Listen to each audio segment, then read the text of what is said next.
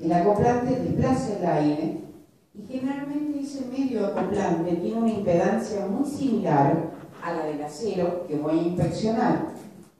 Por lo tanto, si este palpador tiene una conexión eléctrica, una señal eléctrica, llega al palpador, el cristal del palpador vibra, produce una señal mecánica que se traduce, al vibrar, se traduce en una onda ultrasónica.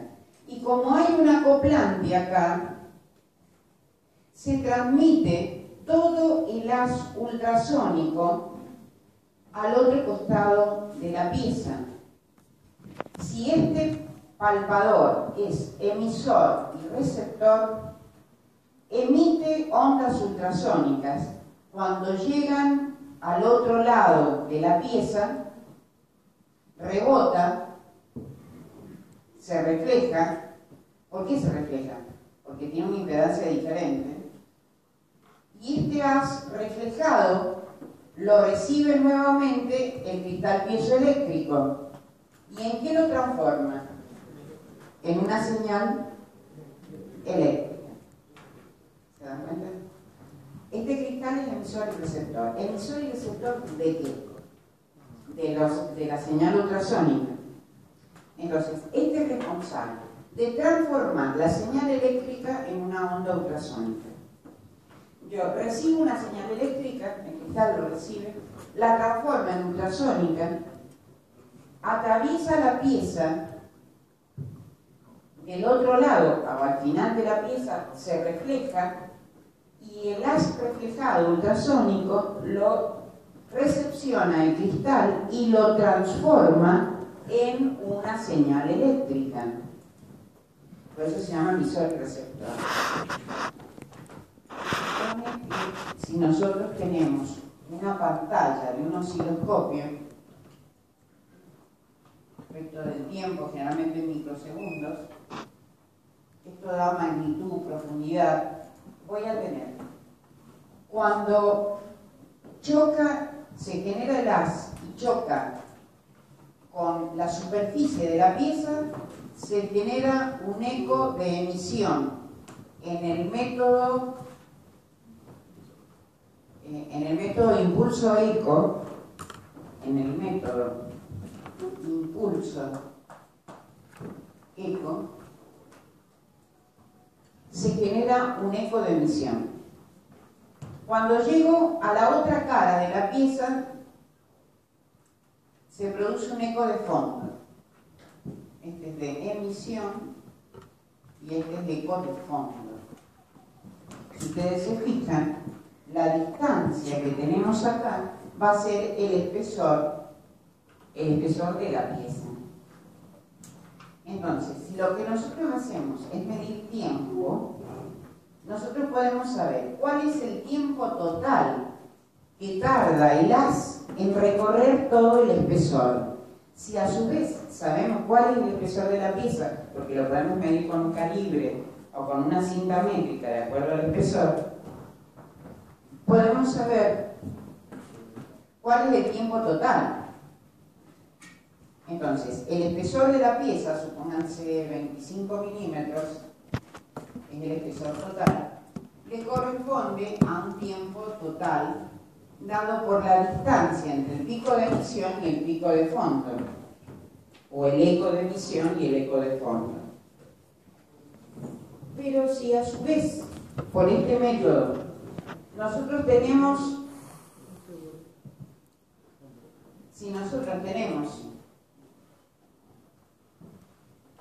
un defecto, bueno, esto va a volver, ¿no? Si a su vez tenemos un defecto, que por supuesto debe ser perpendicular al haz para ser detectado, cualquier defecto va a tener una impedancia diferente a la del material. Entonces, se supone que el haz que choca con el defecto va a ser reflejado hacia el cristal y va a producir un eco intermedio entre el de emisión y el de fondo. ¿Y qué es lo que va a decir? Que hay una falla intermedia en el total del espesor. Entonces, podemos decir que si el espesor total de la pieza tarda todo este tiempo, el tiempo que tarda en aparecer este impulso correspondiente al defecto, este tiempo de defecto, por ejemplo, nos va a dar a qué distancia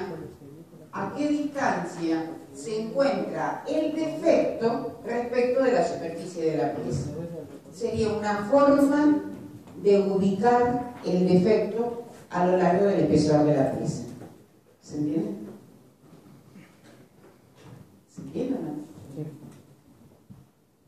No tengan miedo de preguntar, pregunten tranquilos. Estoy dando un solo método, hay un montón de métodos. Hay un método del impulso eco y el otro es el método por transmisión. Si es impulso eco, siempre el haz que produce el cristal piezoeléctrico va a chocar con la superficie, pero a su vez se va a transmitir el haz a través de todo el espesor y cuando llega al otro lado se refleja a través del eco de fondo. Y si hay una fisura intermedia, va a haber una reflexión, va a haber un impulso intermedio entre el eco de emisión y el eco de fondo. Entonces lo que se hace en realidad es una regla de tres. Como lo que se mide en abscisa es el tiempo que tarda en aparecer el defecto o el eco, se dice que para el espesor total esta distancia es el tiempo total. Para el tiempo que tarda en aparecer el eco del defecto, vamos a tomar por regla de tres cuál es la distancia a la que se encuentra el defecto respecto de la superficie. Bueno, eso sería lo más sencillo. Si tuviésemos que, acuérdense, método de impulso y eco, pero puede suceder de que este cristal no sea emisor y receptor, sino que solo sea emisor y necesitemos de otro palpador que sea receptor. En ese caso, la pieza se coloca un palpador acá por un lado y un palpador del otro lado. Este emite el haz, se transmite y el haz lo recepciona, el otro cristal que es receptor lo recepciona y lo transforma en una señal eléctrica que por supuesto se va a traducir en un gráfico de este tipo, pero con características diferentes. Por ejemplo, en este caso, lo que se hace es, se transmite el haz, se va a producir un solo eco. Se va a producir el eco transmitido, que si en el caso que hubiese algún defecto,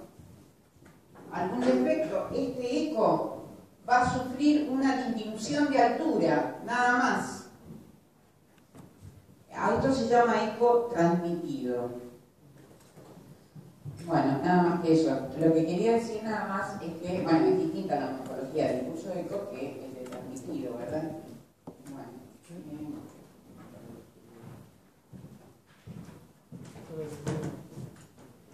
Profe. Ustedes saben.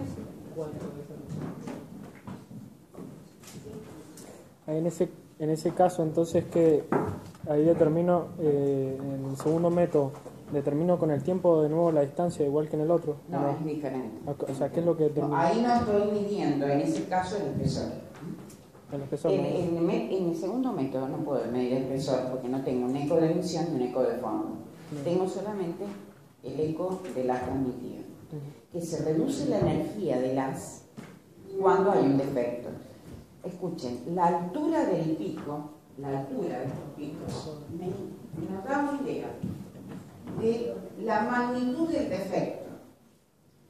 Como esto es muy incierto, generalmente se toma un bloque patrón con un material similar. Se toma el palpador, se toman las medidas en el patrón que tiene el mismo material que el material a inspeccionar, calibro en el patrón y después me voy a la pieza problema y miro directamente el espesor o dónde están las fallas. ¿Está bien? O sea que este pico de emisión y de fondo lo voy a tener primero en la pieza patrón. ¿Está bien? Y después cuando me voy a la pieza problema, yo ya sé qué medida hay entre el de emisión y el de fondo. En el laboratorio, aquí hace un poco un detector de fallas, que es por ultrasonido. Lo hemos estado calibrando. En realidad, conviene más que medir espesores, conviene más detectar fallas, porque para eso es eléctrico. Es un equipo manual también y lo que se ve es una pantalla donde hay un tubo de rayos catódicos donde se ven cuáles son los picos. Generalmente uno empieza, yo por ejemplo tomo un patrón que tiene 3 espesores distintos, puede ser el ancho, el espesor, el largo, y coloco el palpador cuando ya está calibrado en el ancho, luego en el espesor y luego en el largo, y me tiene que dar los valores correctos del patrón que yo tomo. Una vez que ya está calibrado, yo sé que la distancia entre dos picos próximos tiene un valor determinado. Entonces, cuando voy a la pieza problema, supongamos que sigo midiendo el espesor de la pieza y aparece un pequeño poro, algún tipo de imperfección, va a aparecer esa imperfección entre dos picos consecutivos. Entre los dos aparece un pico pequeño que me indica la presencia de una discontinuidad en el espesor de la pieza. En esto se basa. Fíjense que el operario requiere varias horas de entrenamiento. No es tan sencillo. Generalmente, este método, por más que, por ejemplo, el detector de fallas que nosotros tenemos tiene un software, yo puedo bajar toda la información que estoy midiendo, la puedo bajar a la PC y grabarla.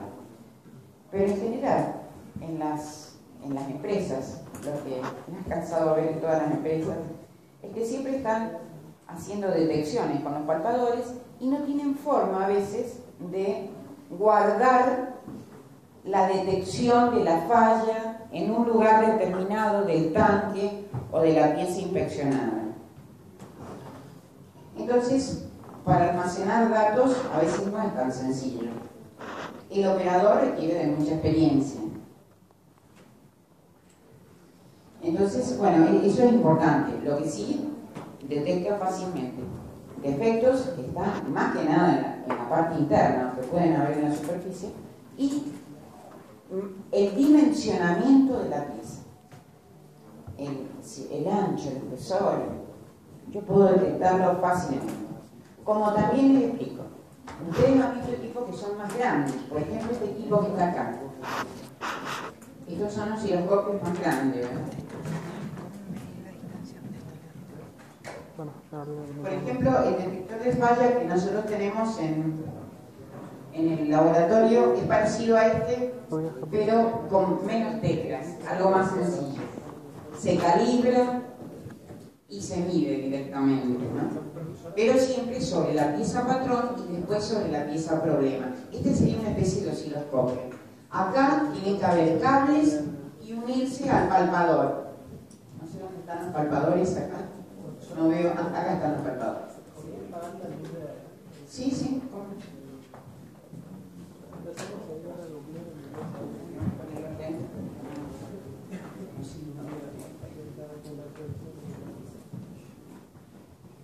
Ven, acá tienen. Este señor ha colocado un palpador sobre esta pieza.